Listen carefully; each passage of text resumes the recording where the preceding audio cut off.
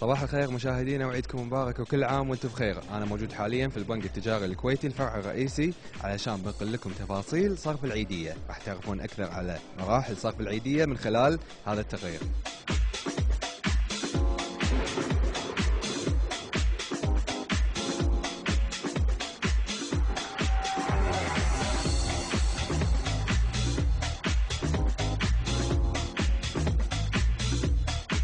مشاهدينا، الفلوس الجديدة هذه توصل للبنوك قبل العيد تقريبا ب10 أيام، ويتم طلبها عن طريق البنك المركزي للبنوك المحلية.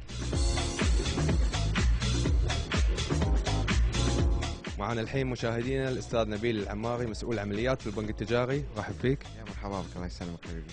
أقول لك أول شيء عيدك مبارك، وإحنا الحين راح نتكلم على عملية صرف الأيادي من خلال البنوك، نتكلم عن استعداداتكم. أول شيء كل عام وأنتم بخير وعساكم العام هذا إن شاء الله.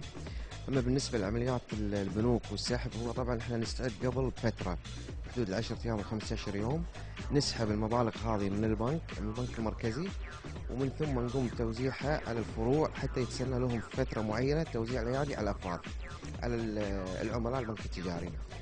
فالفترة هذه تاخذ من 10 أيام إلى أسبوع، تنزل الفلوس على الفروع ويتم تداولها مع العملاء عن طريق حساباتهم الشخصية للبنك التجاري.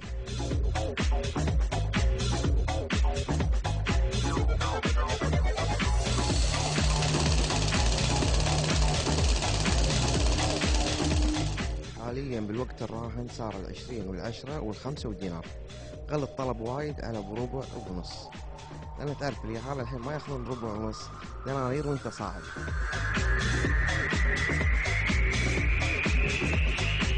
مشاهدينا، من الامور اللي تعرفنا عليها خلال جولتنا اليوم في البنك ان الطلب على العيادي خلال عيد الفطر يكون اكثر من عيد الاضحى، لان الناس غالبا تكون موجوده بالكويت وصايمه، لكن خلال عيد الاضحى متبطين بامور الحج والسفر والشاليهات وغيرها من الامور. هذه كانت اليوم عمليه صرف العيادي في البنوك المحليه عندنا بالكويت. الحين عوده للزملاء في الاستوديو. صباح الخير يا كويت.